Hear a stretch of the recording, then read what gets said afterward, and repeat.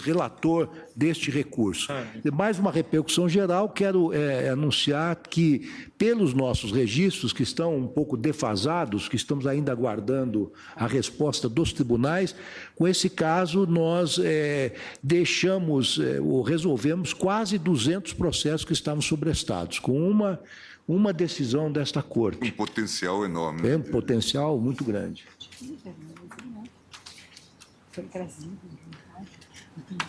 Nós temos mais uma sustentação oral, ministro Teori, né? Ministro Teori, temos 5 minutos, talvez Vossa Excelência pudesse fazer o relatório, aqui é o recurso extraordinário com agravo 652777. Depois faríamos o intervalo, teríamos a sustentação oral, é uma repercussão geral, onde temos aqui, neste caso, 334 processos sobrestados. Então, eu chamo a julgamento o recurso extraordinário com agravo 652.777, que procede de São Paulo. Vossa Excelência, ministro Teori Zavascki, é o relator. O recorrente é o município de São Paulo. E o recorrido... Ela escolheu para passar o aniversário.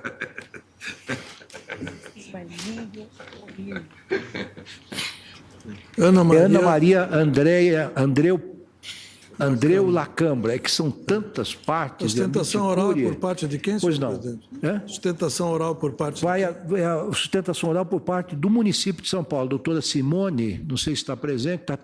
Então, o ministro vai ler o relatório, faremos o intervalo e Vossa Excelência, depois do relatório, depois do intervalo, fará o relatório. Eu sugeri a Vossa Excelência. Pois não. Essa questão, eu penso que é simples, e até vou fazer um resumo, Sim. que já vou adiantando que o meu voto, baseado num precedente idêntico do Supremo, será favorável à tese do recorrente. Eu até ia propor a Vossa Excelência, os colegas concordarem, da gente, hoje provavelmente não tem atendimento, da gente prorrogar, nem fazer intervalo. E terminamos mais cedo? Os colegas estão de acordo? Não faremos o intervalo e avançamos mais um pouco? O ministro Marco Aurélio está de acordo, não é? Aliás, presidente, podíamos adotar como regra não fazer o intervalo e sempre abreviarmos o término da sessão. Eu estaria de acordo. Se os colegas estão de acordo, começamos em torno das 2h. Não faremos intervalo, terminamos às 5h. Às quartas e quintas ou apenas às quintas? Às quartas e quintas. Quartas e quintas. Às quartas e quintas. Só para ficar claro, então. Para otimizar o tempo, né? Isso, otimizamos o tempo. É porque realmente o ministro Marco Aurélio e os demais que aventaram essa possibilidade têm razão. Nós marcamos, eu digo isso para dar uma satisfação ao público, marcamos audiências às 16 horas. E muitas audiências, às vezes, se incumpriram demais. São audiências longas, com organizações sociais ou com representantes, enfim, de sindicatos. E aí nós não conseguimos retomar os trabalhos como queríamos, depois de 30 minutos. Mas isso soluciona. Começamos em torno das 14, preferencialmente às 14 em ponto, vamos até às 17 horas. O senhor fiscal da lei está de acordo? Está bem. Então, está bem. O doutor Janot também da lei, agrega, na medida que agrega o seu consentimento, que é importante também, porque é parte sempre presente, temos que ouvi-lo. Então, ministro, Vossa Excelência, então, fazer um resumo prossegue. do caso. O caso é o seguinte, é um recurso extraordinário pelo município contra acordo do Colégio Recursado de São Paulo, proferido em demanda proposta por servidora pública municipal, objetivando, além da reparação dos danos morais, a retirada de seu nome do sítio eletrônico do município de São Paulo, em que são divulgadas informações sobre remuneração paga aos servidores públicos. Essa é a questão. A sentença de improcedência do pedido foi reformada, em parte, para os fins exclusivos de determinar a exclusão do nome da requerente da respectiva vinculação aos vencimentos do sítio na internet denominado De Olho nas Contas. Entendeu o acordo, no que importa ao exame do presente recurso, que a publicação na rede mundial de computadores do nome do funcionário com o seu respectivo salário não encontra apoio infraconstitucional e tampouco na Constituição. A publicidade deve ser limitada à divulgação dos salários correspondentes aos cargos sem vinculação direta com o nome do servidor, sob pena de ofensa ao direito da intimidade. A divulgação de informações pessoais dos servidores mostra-se infrutífera e desarrazoada e submete a risco a segurança do servidor, que vê sua privacidade exposta publicamente. E os critérios da razoabilidade e da proporcionalidade balizam a preponderância do interesse público sobre o particular. Eu transcrevo a ementa do acordo, o município recorreu, alegando violação ao artigo 5º, incisos 14, 33, artigo 37, artigo 39 e artigo 31, parágrafo 3º, artigo 163 da Constituição, por razões que indica. Eu fiz distribuir cópia desse relatório aos colegas. Houve contra-razões, o recurso extraordinário não foi admitido. Depois, os autos foram submetidos, foram submetidos à apreciação do plenário virtual, que proferiu crivo positivo quanto à existência da repercussão geral da matéria versada no recurso, responsabilidade civil do Estado por dano moral decorrente da publicação da remuneração de servidor público no sítio da internet. Essa decisão foi de abril de 2012. Ingressaram diversos amici curiae.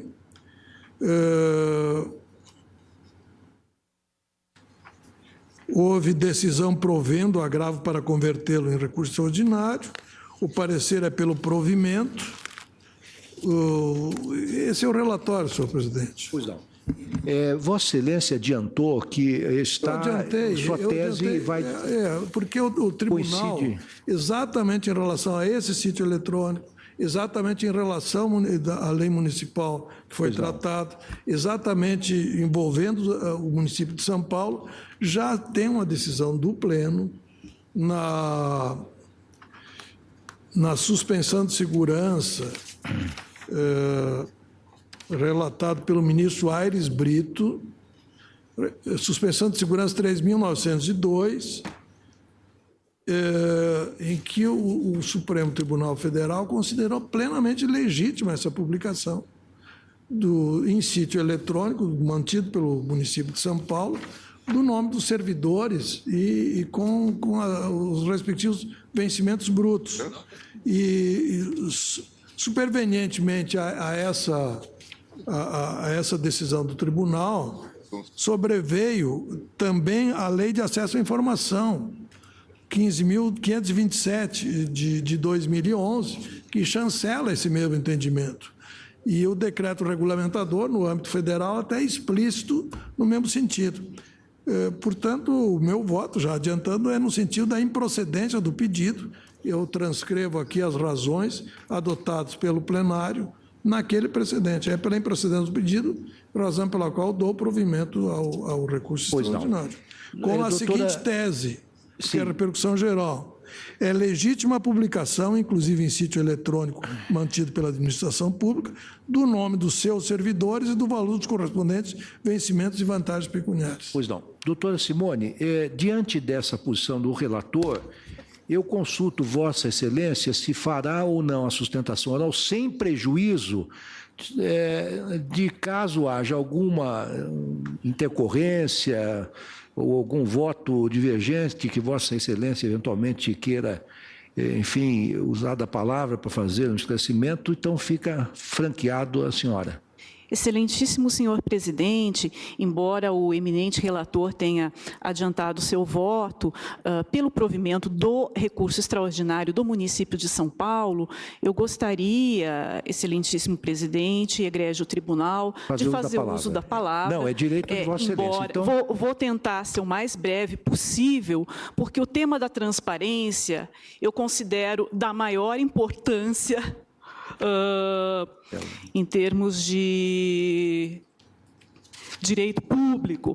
Bom, o eminente relator, excelentíssimo senhor presidente, egrégio tribunal, excelentíssimo senhor procurador-geral da República, aqui, como bem adiantou o excelentíssimo relator, discute-se o tema número 483 da repercussão geral, divulgação em sítio eletrônico oficial dos nomes e remunerações dos servidores públicos. Eu vou inverter a ordem processualmente lógica da exposição para ressaltar o seguinte aspecto desse processo. A ação foi julgada improcedente em primeira instância e o colégio recursal reformou parcialmente a decisão, apenas para determinar a supressão do nome e vencimentos das servidoras do sítio eletrônico, mas mantendo a rejeição ao pedido de indenização por danos morais. Como houve recurso apenas do município de São Paulo, recurso extraordinário, então o afastamento da indenização dos danos morais já transitou em julgado, não cabendo data máxima vênia ser rediscutido. Bom, alguns dados. Essa matéria é objeto de aproximadamente 30 mil ações individuais e de servidores municipais e tem um mandado de segurança coletivo impetrado pela APROFEM,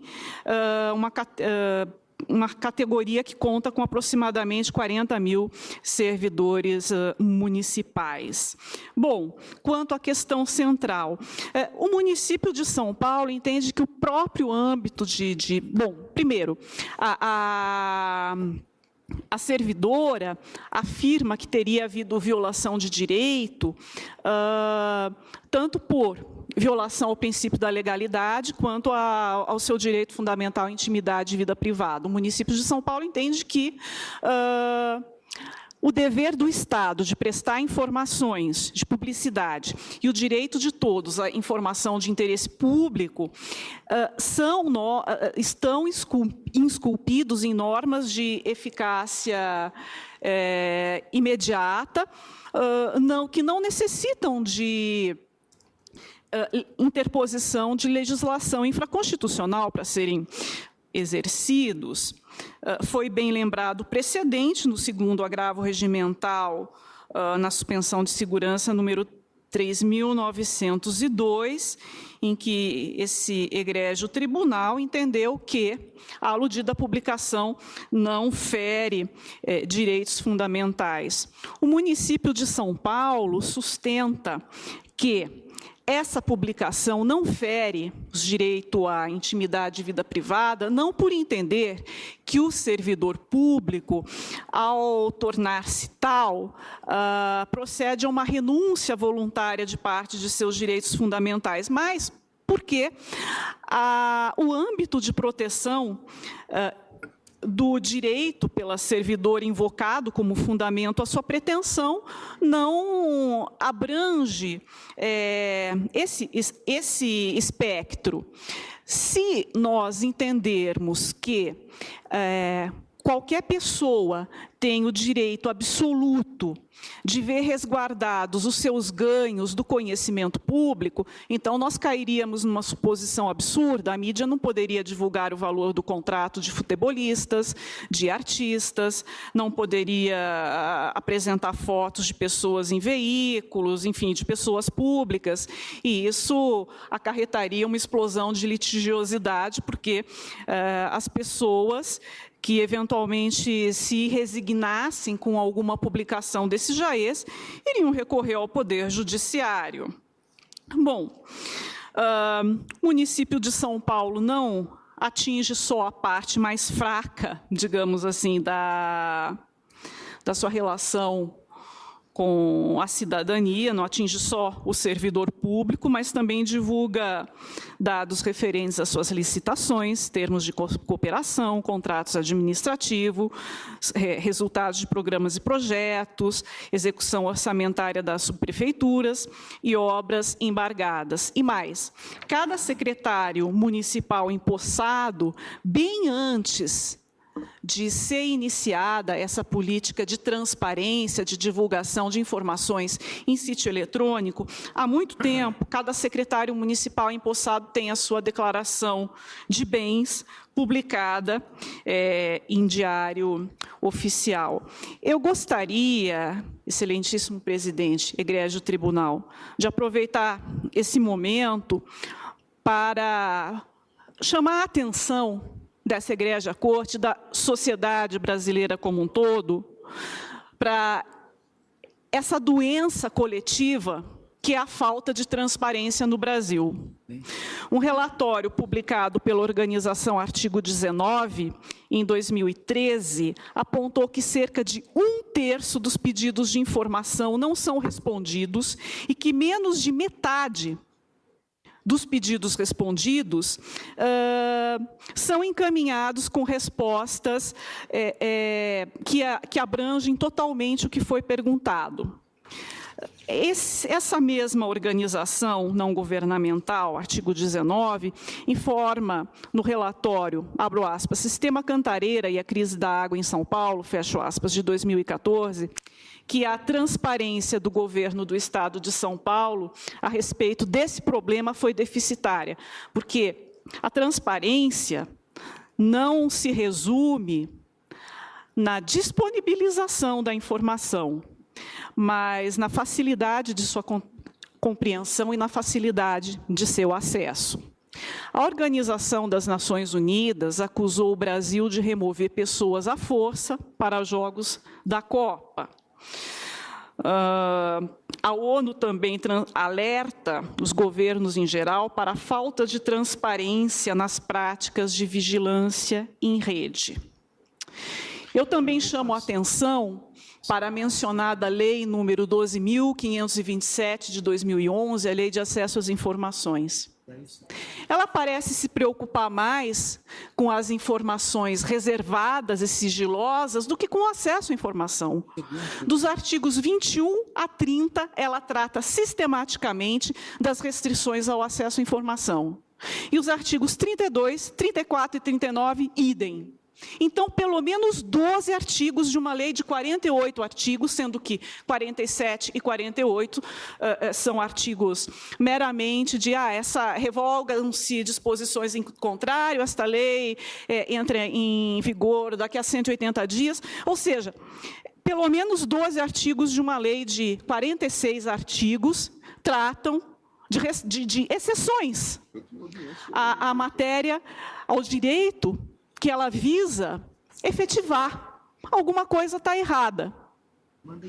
Como bem lembrado na semana passada pelo eminente ministro Marco Aurélio, num julgamento, numa república, a coisa pública é do povo, não é do soberano. No Brasil, os nossos governantes ainda tratam a coisa pública como se fosse do soberano.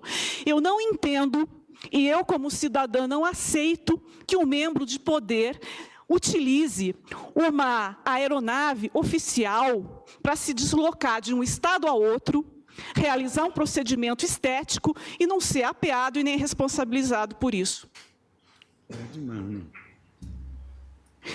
Eu também fico perplexa de saber que um chefe de poder executivo faz escala numa viagem oficial e os gastos com essa escala gastronômica são cobertos pelo tal do sigilo.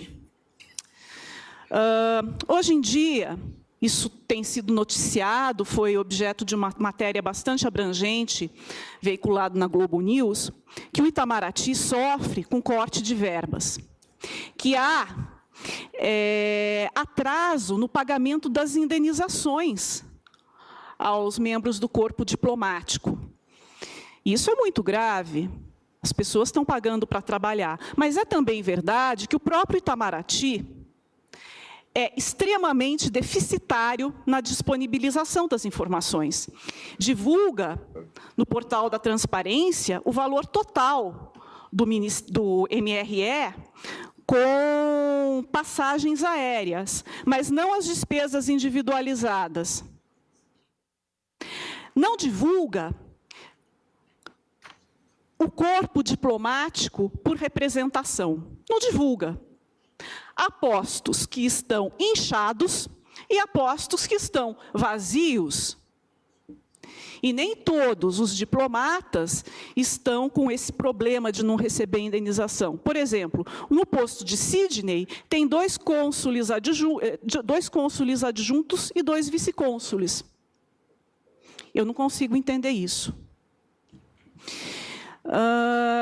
No julgamento da modulação dos efeitos da ADI 4357, o eminente ministro Roberto Barroso, hoje ausente, insistiu na necessidade de fiscalizar a aplicação dos depósitos judiciais tributários ou no pagamento de dívida fundada ou no pagamento de precatório. Eu realmente, se alguém me perguntar se eu posso dizer que todos os entes devedores cumprem ou não essa lei, eu vou dizer, eu não posso, eu não sei. São informações de interesse público que deveriam ser colocadas em site oficial para qualquer um acessar e entender.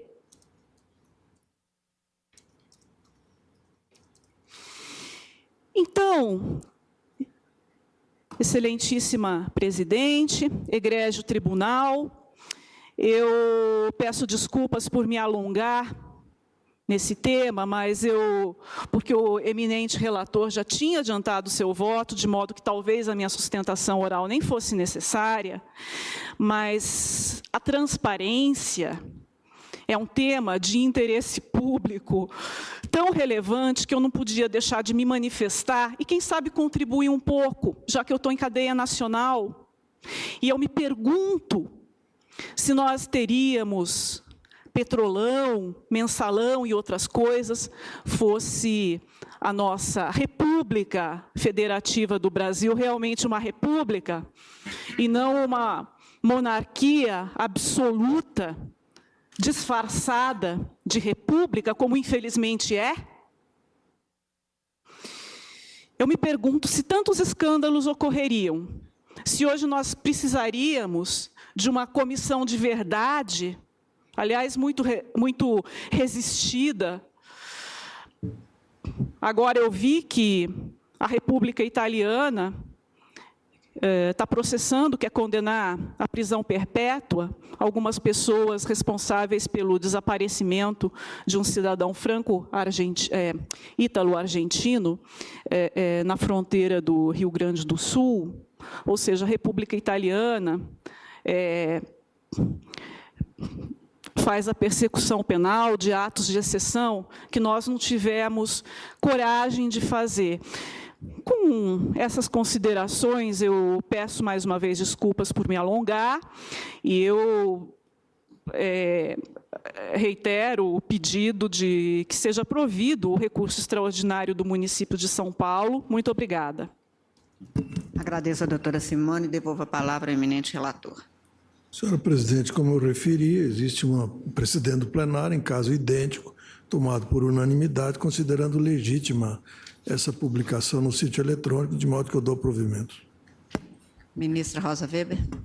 Senhora presidente, eu acompanho integralmente o voto do eminente relator, tenho decisões publicadas nessa mesma linha, sempre enfatizando que aquilo que se chama âmbito de proteção, né, da privacidade do cidadão fica extremamente mitigado, a meu juízo, quando se trata de um agente público, né, priorizando todos os valores e com destaque ao que aqui também foi muito bem colocado da tribuna. Com o relator. Ministro Luiz Fux. Com o relator. Ministro Dias Toffoli, ministro Gilmar Mendes, ministro Marco Aurélio. Presidente, o servidor público não pode pretender ter a mesma privacidade que tem o cidadão comum. É princípio básico da administração pública. Esse princípio visa a eficiência, que é outro princípio, o da publicidade. O servidor público, o agente político, eles estão na vitrina. Eles são, de início, um livro aberto entre o interesse individual e o coletivo. O interesse público prevalece o coletivo público. Acompanho o relator. Também acompanho o relator e, como posto, talvez um pouco diferente da advogada apenas, porque eu considero, como bem dito pelo professor Celso Antônio Bandeira de Mello, que esta lei de acesso à informação é uma lei que muda a administração pública. Ela ajuda, se ela não é perfeita, como nenhuma lei é, depende exatamente da interpretação e da aplicação, e é por isso que, neste caso, o provimento deste recurso se faz exatamente no sentido de garantir a efetividade e a mudança de uma tônica e de um modelo de administração pública, no que me parece tornar cada vez mais republicano. Falo isso de maneira insuspeita, porque antes da lei sair, eu liberei o meu contra-cheque, que foi publicado, inclusive, com o número de conta e de tudo mais. Portanto, não vejo realmente como se adotar a mesma visão para quem não opta, não escolhe um cargo público numa república por aquele que não faz essa escolha. Por isso, eu acompanho inteiramente o voto do ministro relator. Por favor. Uma única observação, presidente. Há diplomas intocáveis. Essa lei eu considero, na parte salutar, sim, não na parte que não é salutar, já que se preocupou muito o legislador com o sigilo. Eu acredito intocável como Código Nacional de Trânsito, como Código do Consumidor, como a Lei de Responsabilidade Civil. E, pelo visto, ante tantas ressalvas, talvez tenha ficado encabulado o nosso legislador. Mas, como o ministro Dias Toffoli, agora presidente no eleitoral, talvez tenha uma opinião um pouco parecida, não sei muito bem, porque nunca trocamos ideias sobre isso. O sigilo é para preservar o próprio serviço público e não os servidores. As ressalvas feitas são essas. E há aqueles que acham que não devem contas aos contribuintes. Nós devemos contas aos contribuintes. Pelo menos foi nesse sentido que o eleitoral interpretou e divulgou que era considerado para não comprometer, por exemplo, no caso do Ministério Público, uma investigação. Preserva-se a investigação. Daí essas normas sobre sigilo. Mas, enfim, lei nenhuma também é perfeita, não é, ministro? Como dizia Maquiavel em O Príncipe, a tarefa mais grave que um homem pode ter é de elaborar leis, que se torna a palavra a vida e ela nunca será perfeita. O papel do Executivo, do Legislativo e principalmente do Judiciário é melhorar exatamente pela sua interpretação e aplicação. Proclamo o resultado, recurso provido nos termos do voto do relator. Senhores ministros, ainda dentro do tempo que foi estipulado pelo presidente, que teve de se ausentar por uma questão de urgência e imprevisto, eu indago ao ministro Dias Toffoli se possa apregoar a ação civil originária 555, de relatoria de Vossa Excelência,